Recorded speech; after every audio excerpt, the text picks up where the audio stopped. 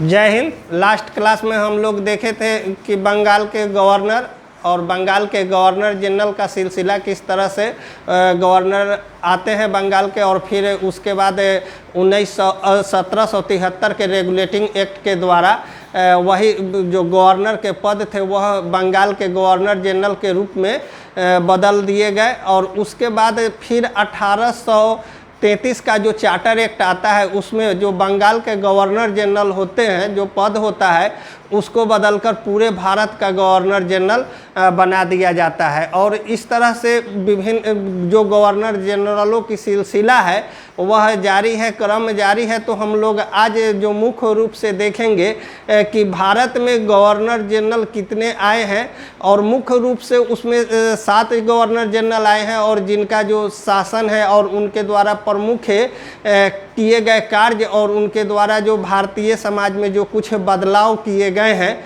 उसके बारे में हम लोग मुख्य रूप से देखेंगे, जो प्रतियोगी परीक्षा के दृष्टिकोण से अति महत्वपूर्ण है। तो चलिए हम लोग शुरू करते हैं। आज जो भारत में गवर्नर जनरलों की सिलसिला जो चलती है लॉर्ड विलियम बेंटिंक से, उसी क्रम को हम लोग देखेंगे कि कौन कौन से काम होते हैं। तो सबसे पहले हम लोग देख लेते हैं कि गवर्नर जनरल का जो सिलसिला चलता है वह इसके पहले बंगाल के गवर्नर जनरल होते थे। और क्या हुआ, 1833 के जो चार्टर एक्ट आया, उस चार्टर एक्ट के प्रावधान के अनुसार क्या था कि जो बंगाल के गवर्नर जनरल थे वो क्या किए गए, पूरे भारत के गवर्नर जनरल बना दिए गए। तो इस क्रम में सबसे पहला जो नाम आता है वो लॉर्ड विलियम बेंटिंक का है, क्योंकि लॉर्ड विलियम बेंटिंक पहले ही से क्या थे कि वहाँ पे वो कार्यरत थे, यहाँ के बंगाल के गवर्नर जनरल थे। क्योंकि उनका जो टाइम ऑफ पीरियड है 1828 से लेकर 1835 का उनका टाइम ऑफ पीरियड है। और इस पीरियड में इसके पहले भी लॉर्ड विलियम बेंटिंक जो है क्या है कि मद्रास प्रेसिडेंसी क्षेत्र जो था, जो अंग्रेज़ों के अधीन था, ईस्ट इंडिया कंपनी के अधीन था, वहाँ के वो गवर्नर रह चुके थे। तो इसलिए लॉर्ड विलियम बेंटिंक को जो कार्य क्षेत्र में अन्य गवर्नर जनरलों की तुलना में ज़्यादा उनको नॉलेज था, क्योंकि ये भारत में बहुत ज़्यादा समय व्यतीत किए थे और वो उदारवादी प्रवृत्ति के व्यक्ति थे। और इस कारण से भारत में जब वो गवर्नर जनरल के पद पर आते हैं उस समय बहुत सारे क्या होते हैं, समाज सुधारक के कार्य होते हैं, और अपने उदारता का उन्होंने परिचय बहुत अच्छे ढंग से दिए हैं। और इस कारण से हम लोग देखेंगे कि उनके समय में भारतीय समाज में जो कुछ कुरीतियाँ थी, कुछ मतभेद जो था, वो सब काफ़ी हद तक दूर हुआ है और बहुत सारी स्वतंत्रता उनके द्वारा दी गई है। तो सबसे पहले हम लोग देखेंगे कि लॉर्ड विलियम बेंटिंक का जो समय शुरू होता है वो क्या है, बंगाल के अंतिम गवर्नर जनरल हैं। बंगाल के अंतिम गवर्नर जनरल, अगर प्रश्न प्रतियोगी परीक्षा में पूछा जाए कि बंगाल के अंतिम गवर्नर जनरल कौन है, तो अंतिम गवर्नर जनरल के रूप में हम लॉर्ड विलियम बेंटिंक को जानते हैं। और भारत के प्रथम गवर्नर जनरल अगर पूछा जाए तो भारत के प्रथम गवर्नर जनरल भी लॉर्ड विलियम बेंटिंक है, क्योंकि ये 1833 का चार्टर एक्ट जो आया था उसी एक्ट में यह प्रावधान किया गया था कि जो बंगाल के गवर्नर जनरल हैं अब वो पूरे भारत के गवर्नर जनरल बने रहेंगे। तो इस 1833 के अधिनियम के अनुसार वो क्या हुए कि पूरे भारत के गवर्नर जनरल बनते हैं। और गवर्नर जनरल बनने के बाद उनके द्वारा कुछ प्रमुख कार्य किए गए। इसके पहले क्या था कि 1803 ईस्वी में मद्रास प्रेसिडेंसी जो क्षेत्र था उसका वो गवर्नर थे। इस कारण से यहाँ के क्षेत्रों के बारे में लॉर्ड विलियम बेंटिंक काफ़ी अच्छा से जानते थे और समाज को भी काफ़ी अच्छा से वो स्टडी किए थे। इस कारण से भारतीय समाज में उस समय जो व्याप्त गत कुछ कमियां थी या कुछ परेशानियां थी उन सभी को वो अच्छे तरह से समझते थे। इस कारण से आगे चल के उन्होंने क्या किया कि राजा राम मोहन राय द्वारा क्या किया जा रहा था कि ब्रह्म समाज की स्थापना की जा रही थी, किया गया था। और ब्रह्म समाज का मुख्य जो मांग था वो था सती प्रथा का अंत। जो भारतीय समाज में एक कुव्यवस्था था, कुरीति था, इस कुरीति के विरोध में राजा राम मोहन राय क्या कर रहे थे, लगातार आंदोलन कर रहे थे और प्रयास कर रहे थे कि ये भारतीय समाज में जो कुरीतियां हैं उसको दूर किया जाए। और उसी क्रम में वो लॉर्ड विलियम बेंटिंक से मिलते हैं, और जब मिलते हैं लॉर्ड विलियम बेंटिंक से तो उस समय क्या होता है कि लॉर्ड विलियम बेंटिंक के प्रयास से 1829 से 30 ईस्वी में क्या किया जाता है, भारत से सती प्रथा का अंत कर दिया जाता है। सती प्रथा को क्या किया जाता है, समाप्त कर दिया जाता है कानूनन रूप से। तो ये बहुत बड़ा एक देन है लॉर्ड विलियम बेंटिंक का कि सती प्रथा का उन्होंने क्या किया था, अंत किया था 1829-30 में।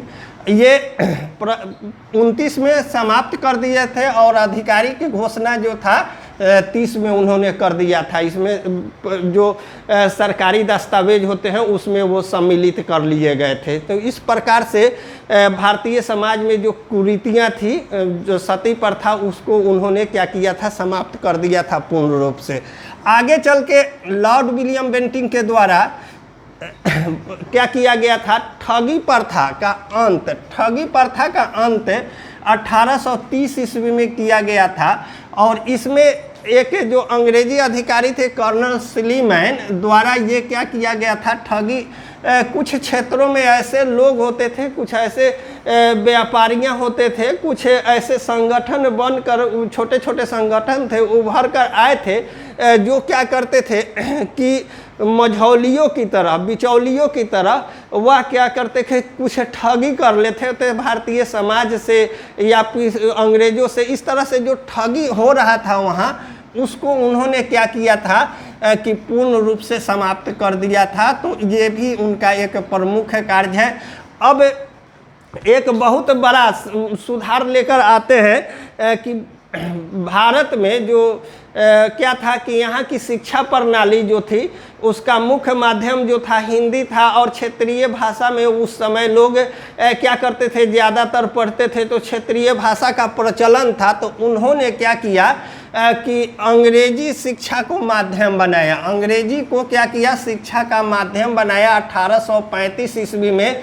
और उसी समय 1835 के समय ही क्या हुआ था कि मैकाले की शिक्षा पद्धति जो है, नई शिक्षा पद्धति मैकाले द्वारा जो लाया गया था, उसको भी उसमें सम्मिलित किया गया था। तो क्या है कि इनके द्वारा एक बहुत माने क्या है, उच्च कोटि का शिक्षा के क्षेत्र में सुधार किया गया। और शिक्षा का माध्यम क्या किया गया, मुख्य रूप से इंग्लिश, ताकि जो भारतीयों के साथ भेदभाव हो रहे थे, मुख्य रूप से क्या था कि अंग्रेजी शासन पद्धति के वरीय अधिकारी जो होंगे उनको माध्यम अंग्रेजी होना चाहिए। तो भारतीय तो अंग्रेजी जानते ही नहीं थे, इस कारण से वरीय पदाधिकारी के पद पर वो नहीं आसीन हो पाते थे।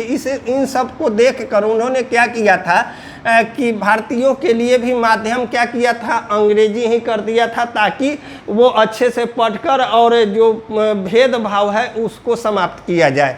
और आगे चलकर सरकारी सेवा में क्या किए कि भेदभाव का भी उन्होंने क्या किया था, अंत कर दिया था कि महिला के लिए, पुरुष के लिए या फिर भाषा के आधार पर जो अलग अलग देखा गया है कि बिखराव था, उन सबों को उन्होंने क्या किया है कि सरकारी सेवा में भेदभाव को समाप्त कर दिया है, उसको भी अंत कर दिया है। इस प्रकार लॉर्ड विलियम बेंटिंक के द्वारा 1828 से 35 में कुछ प्रमुख कार्य किए गए जो प्रतियोगी परीक्षा में काफ़ी बार बार पूछे जाते हैं, जैसे सती प्रथा, उसके बाद ठगी प्रथा भी, अंग्रेजी शिक्षा का माध्यम किसने बनाया, तो ये भी पूछे जाते हैं। सरकारी सेवा में भेदभाव का अंत किसने किया, तो लॉर्ड विलियम बेंटिंक। ये चार इनके 5 प्रमुख कार्य हैं। इसको ध्यान से आप लोग ध्यान रखिएगा ताकि प्रतियोगी परीक्षा में प्रश्न गलत न हो। आगे हम लोग देख लेते हैं जो गवर्नर जनरलों की सिलसिला चल पड़ा था और भारत में जो गवर्नर जनरल आने का क्रम था, 7 गवर्नर जनरल आए हैं, उसके आगे वायसराय आ गए हैं। तो वायसराय के बारे में हम लोग अगले नेक्स्ट टॉपिक में देखेंगे। तो जो सिलसिला चल रहा था उसमें क्या होता है कि दूसरे नंबर पर जो गवर्नर जनरल आते हैं भारत के, वो चार्ल्स मेटकॉफ आते हैं और उनका टाइम ऑफ पीरियड जो होता है 1835 से 36 होता है। बहुत कम समय के लिए वो आते हैं और 1 साल के लिए ही भारत में आते हैं, लेकिन वो बहुत ज़्यादा कुछ कार्य नहीं करते हैं। लेकिन एक उनका महत्वपूर्ण देन है और समाचार पत्रों का क्या किया था, उन्होंने मुक्तिदाता के रूप में उनको जाना जाता है, क्योंकि ये प्रेस की स्वतंत्रता के लिए लॉर्ड विलियम बेंटिंग ने क्या किया था, उस पर पूर्ण रूप से पृष्ठभूमि बना लिए थे। स्वतंत्र करने के लिए प्रेस जो था वो क्या था, बाधा हुआ था। अंग्रेजी जो ऑफिस में काम होते थे उसको बाहर नहीं दिखाया जा रहा था, भारतीय समाज में उसको प्रसारित नहीं किया जा रहा था, या भारतीय समाज का जो शोषण हो रहा था, जो दमनात्मक नीति अंग्रेजों द्वारा चलाई जा रही थी, उन सब को सरकार के सामने क्या हाईलाइट नहीं किया जा रहा था। इस कारण से ये लॉर्ड विलियम बेंटिंग के समय ही वो क्या कर रहे थे कि प्रेस का जो स्वतंत्रता वो देना चाहते थे, लेकिन वो पूर्ण रूप से इसको लागू नहीं कर सके थे। और जब चार्ल्स मेटकॉफ 1835 में आते हैं तो वो आते आते क्या है कि प्रेस की स्वतंत्रता, समाचार पत्रों का विमोचन जो होने लगा और स्वतंत्रता दे दी गई, और इसीलिए प्रेस का मुक्तिदाता के रूप में हम लोग उनको जानते हैं। आगे हम लोग देखते हैं, क्योंकि इनका टाइम ऑफ पीरियड काफ़ी कम था, इसलिए इनसे बहुत ज़्यादा प्रश्न नहीं बनता है। अब एक प्रश्न बनता है कि समाचार पत्रों के मुक्तिदाता के रूप में किनको जाना जाता है, तो चार्ल्स मेटकॉफ को जाना जाता है। अब हम लोग देख लेते हैं आगे कि लॉर्ड ऑकलैंड आते हैं 1836 से लेके, और उनका टाइम ऑफ पीरियड रहता है 42 तक ले। और ये 6 साल का जो टाइम ऑफ पीरियड है ऑकलैंड, इसमें क्या है, क्योंकि उस समय ऐसी स्थितियां बनती है कि बहुत ज़्यादा, क्योंकि लगभग क्षेत्र जो था अंग्रेज़ों के नियंत्रण में था और ये उदारवादी प्रवृत्ति के थे, इस कारण से बहुत ज़्यादा ये कुछ नहीं किए। लेकिन इन के नाम जो मुख्य रूप से प्रश्न पूछे जाएंगे वो जीटी रोड जो है, जिसको हम लोग ग्रैंड ट्रंक रोड कहते हैं, इसका निर्माण मध्यकालीन भारत में शेरशाह सूरी जो थे वो निर्माण करवाए थे, और उसका जो मरम्मती था पुनः से जीर्णोद्धार कराने का कार्य जो किए थे लॉर्ड ऑकलैंड किए थे। तो जीटी रोड से एक प्रश्न बनता है, ये प्रश्न पूछा जाएगा। अब आगे देखते हैं 4 नंबर पर जो गवर्नर जनरल का सिलसिला चल रहा है, लॉर्ड एलनबरो आते हैं। लॉर्ड एलनबरो आते हैं 1842 से 44 तक। इनका टाइम ऑफ पीरियड मात्र 2 साल के लिए आते हैं, लेकिन इनके समय में प्रमुख 2 कार्य होते हैं। प्रमुख 2 कार्य हैं, एक सिंध का विलय उन्होंने 1833 में कर दिया था। अंग्रेजी शासन सत्ता में वो सिंध को विलय कर लिए थे, मिला लिए थे। और सिंध जो है, सिंध मुल्तान पंजाब के क्षेत्र में, जहाँ लाहौर ये सब है, उसी एरिया में सिंध है। और वहाँ पे मुख्य रूप से क्या था कि सिखों का जो शासन चल रहा था, और उस समय राजा रणजीत सिंह थे। और राजा रणजीत सिंह अंततः उनके पूर्वज जो थे वो क्या था कि पतन के कगार पर पहुंच गए थे। तो वो अंतिम स्थिति में क्या किए थे कि सिंध का विलय वो अंग्रेजी ईस्ट इंडिया कंपनी में उसको मिला लिए थे। तो इनका मुख्य काम है कि सिंध का विलय किनके द्वारा किया गया था, तो लॉर्ड एलनबरो के द्वारा किया गया था। और दास प्रथा का अंत जो है, एक हम लोग देखे थे कि जिस समय वारेन हेस्टिंग्स जो बंगाल के प्रथम गवर्नर जनरल होते हैं, उनके समय में क्या किया गया था कि दास व्यापार पर रोक लगाया गया था। तो यहाँ है कि दास प्रथा का अंत जो है कि कौन करते हैं, 1833 ईस्वी में लॉर्ड एलनबरो ने क्या किया कि दास प्रथा का अंत ही कर दिया। दास कहने का मतलब था उस समय कुछ ऐसे युद्धबंदी होते थे जो युद्ध में पराजित हो जाते थे, तो उनको बंदी बना लिया जाता था और उन युद्धबंदियों को क्या कराया जाता था कि उन पर राजा या जो बंदी बनाए हुए हैं वो उन पर क्या करते थे, अपने अनुसार से कुछ उनसे काम करवाते थे। तो इसी को हम लोग दास प्रथा कहते थे और दास प्रथा का उन्होंने पूर्ण रूप से क्या किया, समाप्त कर दिया। तो ये लॉर्ड एलेम्बरो द्वारा प्रमुख 2 कार्य किए गए हैं जो प्रश्न पूछे जाते हैं। आगे हम लोग देखते हैं मुख्य रूप से, अब देखेंगे जो 5वां गवर्नर जनरल आते हैं भारत के, लॉर्ड हार्डिंग आते हैं और लॉर्ड हार्डिंग 1844 से 1848 तक रहते हैं। और हार्डिंग के द्वारा बहुत ज़्यादा काम नहीं किया गया और मुख्य रूप से एक जो भारतीय समाज में कुप्रथा थी और कुछ जो वंचित क्षेत्र था वैसे जगह पे जहाँ पे अमानवीय गुण वहाँ मौजूद थे और वहाँ के व्यक्ति जो थे बिल्कुल ही क्या थे, अशिक्षित थे। तो वहाँ पे एक कुप्रथा था नर बलि प्रथा। इसी प्रथा को उन्होंने क्या किया था, दमन कर दिया था, इस प्रथा को रोक लगा दिया था। तो नर बलि प्रथा के लिए लॉर्ड हार्डिंग काफ़ी फेमस है, ये प्रश्न पूछा जाएगा, इसको ध्यान रखेंगे। आगे हम लोग मुख्य रूप से देखते हैं अब जो भारत के प्रमुख गवर्नर जनरल जो काफ़ी प्रसिद्ध हैं और काफ़ी उनके द्वारा कार्य किए गए हैं, उनके बारे में हम लोग, जिनका नाम है लॉर्ड डलहौजी। अब 6ठे नंबर पर भारत के गवर्नर जनरल में का जो सिलसिला चल रहा है उसमें वो 6ठे नंबर पर आते हैं लॉर्ड डलहौजी। उनका टाइम ऑफ पीरियड रहता है 1848 से 1856 और इस समय के इस दौरान में उनके द्वारा बहुत सारे कार्य किए गए हैं जिससे भारतीय समाज की संरचना, अर्थव्यवस्था और हर क्षेत्रों में प्रत्यक्ष या परोक्ष रूप से प्रभाव पड़ा है। तो प्रमुख पहले हम लोग देख लेते हैं कि लॉर्ड डलहौजी जो गवर्नर जनरल बनकर आए हैं तो उस समय उनके द्वारा प्रमुख देन क्या है और किस तरह से वो समाज के लिए क्या किए हैं। तो वो एक नीति के लिए काफ़ी प्रसिद्ध हुए थे, व्यापक सिद्धांत जिसको हम लोग कहते हैं, या डलहौजी का हड़प नीति। हड़प नीति क्या था? हड़प नीति में वैसे राज्य का अपने राज्य में मिला लेना था कि जिस राज्य के कोई उत्तराधिकार नहीं हो, निश्चित उत्तराधिकार नहीं हो, गोद लिया गया हो, इन सब यानी कि कहीं ना कहीं जो राजा पूर्ण रूप से कमज़ोर हो चुके हैं वैसे राज्य को क्या करना था कि डलहौजी ने अपने नीति में क्या कहा कि हड़प नीति के अंतर्गत वो अंग्रेजी सीमा में उसको मिला लेने की का प्रयास ही हड़प नीति कहलाता है।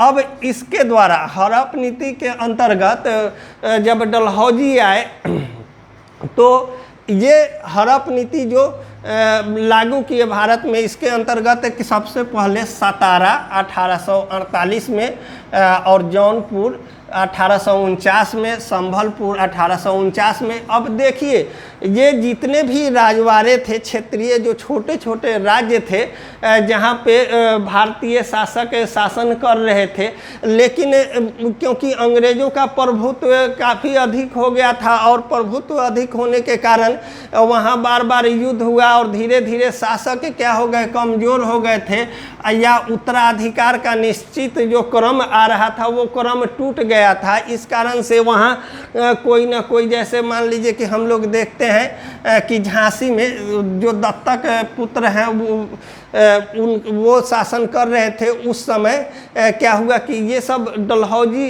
जहाँ उत्तराधिकार का सही नहीं क्रम था वहाँ पर उन सभी राज्यों को वो क्या किए कि अंग्रेजी ईस्ट इंडिया कंपनी में मिला लिए और यही उनका डलहौजी का हड़प नीति था। और इसी नीति के कारण वो काफ़ी फेमस हुए थे और अंग्रेजी सीमा का विस्तार काफ़ी हो गया था और लगभग जो छिटपुट भारतीय छोटे छोटे शासक थे अंग्रेजों के अधीन आ गए थे और अंग्रेजी सत्ता को पूर्ण रूप से स्वीकार कर लिए थे।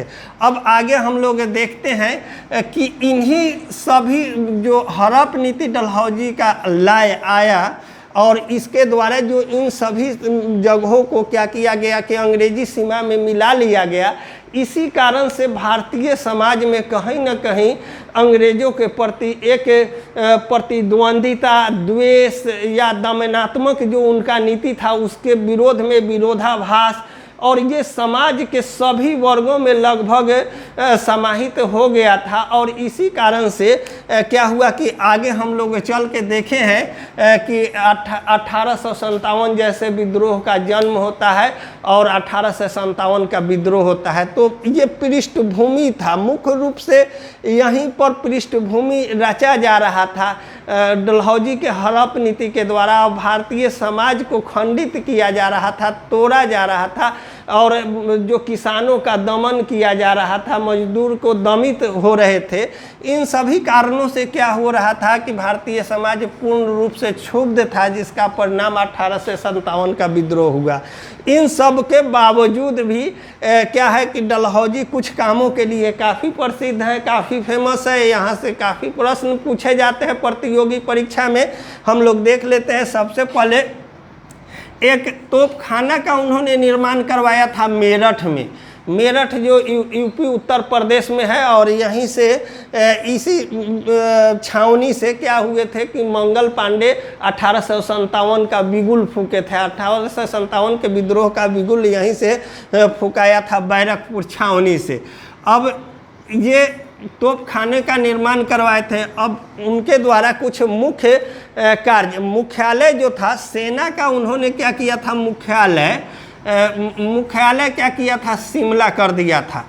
शिमला सेना का जो मुख्यालय होता था ग्रीष्मकालीन ठंडे के समय में, वो मुख्यालय वो कहाँ ले गए थे, गर्मी के दिनों में मुख्यालय शिमला में ले गए। ग्रीष्मकालीन मुख्यालय क्या किए थे, शिमला ले गए थे। अब उनके द्वारा जो डलहौजी के समय में कुछ देन है भारतीयों के प्रति, उन सब को वो मुख्य अपने फायदे के लिए उस चीज़ की स्थापना किए, लेकिन कहीं न कहीं उससे आज लाभान्वित हमारा देश भी, भारत भी हो रहा है वो टेक्नोलॉजी से।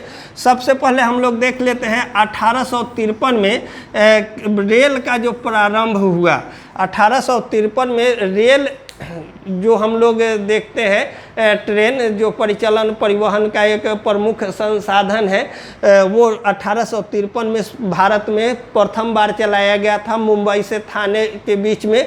और यह जो है अविस्मरणीय देन है। यह मुख्य रूप से डलहौजी के समय में ही ये लाया गया था, चलाया गया था। और 1854 ईस्वी में डाक टिकट का प्रचलन किया गया था। तो डाक टिकट का प्रचलन भी किनके द्वारा किया गया था, मुख्य रूप से डलहौजी के द्वारा ही किया गया था। और भारत में सर्वप्रथम विद्युत तार यानी कि टेलीग्राम की सेवा, क्योंकि पहले उतना डेवलप नहीं था, टेलीग्राम जो था, टेलीग्राम की सेवा क्या की गई थी, शुरू की गई थी। और जैसा कि माना जाता है कि 1857 के विद्रोह के समय अंग्रेज़ों के पैर उखड़ जाते अगर यह विद्युत तार सेवा उपलब्ध उनके पास नहीं होता। तो इसी तार सेवा के, टेलीग्राम के सक्रिय होने के कारण वो जो 3 प्रेसिडेंसियाँ थी या विभिन्न क्षेत्र थे जहाँ जहाँ भी सक्रिय अंग्रेज थे, तो उनके बीच में वार्तालाप संपर्क स्थापित हो जाने के कारण जो 1857 का विद्रोह था उसको कुचलने में उनको काफ़ी हद तक इससे मदद मिला था। अब हम लोग आगे देखते हैं कि 1854 में चार्ल्स वुड का डिस्पैच। अब 1854 में क्या किए थे कि चार्ल्स वुड का डिस्पैच लाए थे। मुख्य रूप से लॉर्ड डलहौजी ने क्या किया था, 1854 ईस्वी में चार्ल्स वुड का डिस्पैच लाए थे विश्वविद्यालय शिक्षा से संबंधित। अब ये मुख्य रूप से क्या था कि उस समय भारतीयों का वुड डिस्पैच से काफ़ी प्रश्न पूछे जाते हैं, इसलिए इस पर थोड़ा सा हम लोग बात कर लेते हैं कि वुड डिस्पैच जो था वास्तव में उस समय भारतीयों का जो शिक्षा प्रणाली था बिल्कुल ही निम्न कोटि के थे और क्षेत्रीय थे। निश्चित विद्यालय का न कोई समय अवधि था, न उसके लिए शिक्षक की व्यवस्था थी, न स्कूल का उत्तम प्रबंध था, भवन नहीं थे, न उसके लिए कोई निश्चित सिलेबस दिया गया था। इस कारण से जो भारतीय प्राच्य भारतीय शिक्षा जो प्रणाली था बिल्कुल ही क्या था, समाज में रूढ़िवादी की तरह था। उससे क्योंकि अंग्रेज ये चाहते थे भारतीय शिक्षित हो, और इनके द्वारा जब ये शिक्षित होंगे तो पूर्ण रूप से हमें व्यापार वाणिज्य में सहयोग करेंगे। इसी उद्देश्य को लेकर 1854 ईस्वी में चार्ल्स जो थे ब्रिटेन के जो क्राउन था वहाँ के एक सदस्य थे, उनके द्वारा वुड डिस्पैच लाया गया, जिससे भारतीय जो थे प्राच्य शिक्षा से प्रभावित थे उसको उनके शिक्षा को सुधारने के लिए वुड डिस्पैच लाया गया था। और उस समय शिक्षा की प्रणाली में काफ़ी बदलाव आया, और इस बदलाव के कारण काफ़ी हद तक भारतीय शिक्षा जो प्राच्य शिक्षा पद्धति था उसमें बदलाव आया, और भारतीय शिक्षित हुए। और शिक्षित होने का ही परिणाम था कि 1857 और उसके बाद 1885 ईस्वी में भारतीय राष्ट्रीय कांग्रेस जैसी संस्था का उदय होना और भारतीयों का एक साथ संग्रहित होना, इसी वुड डिस्पैच का ही एक बहुत बड़ा देन था। इसका प्रभाव उस पर पड़ा था, क्योंकि भारतीय धीरे धीरे शिक्षित हो गए थे, अंग्रेजों की नीतियों से वो अवगत हो गए थे, और अंग्रेज की जो दमनात्मक नीतियां थी उन सभी को समझने लगे थे। इसी कारण से 1885 ईस्वी में भारतीय राष्ट्रीय कांग्रेस की जब स्थापना होती है तो शुरुआत में अंग्रेज के द्वारा वह संस्था स्थापित किया जाता है, लेकिन धीरे धीरे पूर्ण रूप से वो भारतीयों की संस्था बन जाती है, क्योंकि भारतीय धीरे धीरे एक साथ जुड़ने लगे थे। अब आगे हम लोग देखेंगे कि इनके द्वारा मुख्य रूप से जो कुछ और कार्य किए गए। 1850 ईस्वी में सिक्किम का विलय, जो सिक्किम हम लोग देखते हैं कि पूर्वोत्तर पूर्वी भाग में, भारत के पूर्वी भाग में जो है सिक्किम, उसका उन्होंने क्या किया था, विलय कर लिया था लॉर्ड डलहौजी ने।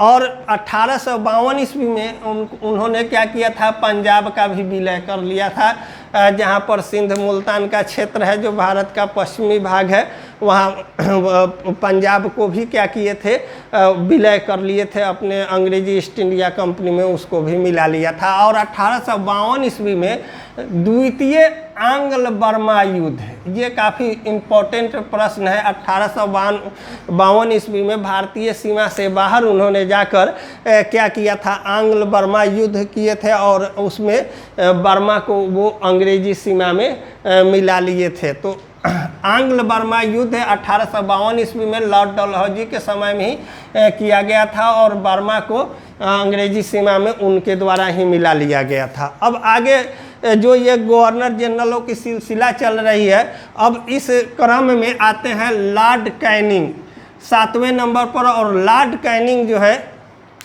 भारत के क्या है कि उस समय गवर्नर जनरल बन के आते हैं, जब डलहौजी यहाँ से 1856 में जब वापस चले जाते हैं, तो 1856 में ये क्या होते हैं कि लॉर्ड कैनिंग वहाँ से गवर्नर जनरल बन के आते हैं। लेकिन इनके समय में मुख्य रूप से क्या होती है, एक बड़ी घटना घटती है जो हम लोग जानते हैं, 1857 का विद्रोह, या प्रथम स्वतंत्रता संग्राम, या सैनिक विद्रोह, या सिपाही विद्रोह के नाम से भी हम लोग इसको जानते हैं। तो थोड़ा सा मुख्य रूप से ये लॉर्ड कैनिंग जब आते हैं तो डलहौजी के जाने के समय जो डलहौजी ने हड़प नीति अपनाई थी, जिसके अंतर्गत उन्होंने क्या किया था, सतारा, जौनपुर, संभलपुर, उदयपुर, झांसी, नागपुर, अवध, इन सभी को, पंजाब, बर्मा और सिक्किम, इन सभी को अपने राज्य में जो मिला लिए थे। इस कारण से यहाँ के जो जनता थे काफ़ी क्षुब्ध हो चुके थे अंग्रेज़ों से, अंग्रेज़ों से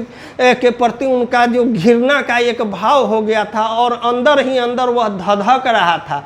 और इस समय क्या होते हैं कि जब लॉर्ड कैनिंग आते हैं तो उनके आने के साथ ही क्या होता है कि उस समय एक नया इनफील्ड राइफल आया हुआ रहता है अंग्रेजी सेना में, वो आता है, एंट्री किया जाता है, जिसमें चर्बी युक्त कारतूस होते हैं, और जिसका परिणाम होता है 1857 का विद्रोह। तो वो अलग टॉपिक में हम लोग देखेंगे, लेकिन मुख्य रूप से जो लॉर्ड कैनिंग के समय ही क्या होता है कि 1857 का विद्रोह होता है, और इस विद्रोह में बहुत सारे तथ्य हैं उस टॉपिक को हम लेके देखेंगे, लेकिन क्या है मुख्य रूप से देख लेते हैं कि ये भारत के अंतिम गवर्नर जनरल होते हैं, भारत के अंतिम गवर्नर जनरल होते हैं। क्योंकि 1857 के क्रांति के समय में होता क्या है कि मुख्य रूप से जैसे ही वो आते हैं गवर्नर जनरल रहते हैं, 1857 का विद्रोह हो जाता है और विद्रोह के कारण क्या होते हैं कि पूर्ण रूप से अंग्रेजी सत्ता जो होती है प्रभावित होती है। और इस प्रभावित होने के कारण जब ब्रिटेन के जो वहाँ जो ब्रिटेन की जो महारानी थी वो जिसको हम लोग क्राउन कहते हैं, और क्राउन क्या किया कि उसी समय लॉर्ड कैनिंग के रीजन में क्या किया गया, भारत के जो गवर्नर जनरल थे उस पद को 1858 का एक एक्ट आता है, 1858 के एक्ट में, यानी कि 1857 के विद्रोह के समाप्त हो जाने के बाद 1857 के विद्रोह को जब पूर्ण रूप से अंग्रेजों द्वारा दबा दिया जाता है तो उसी समय ब्रिटिश क्राउन से क्या होता है एक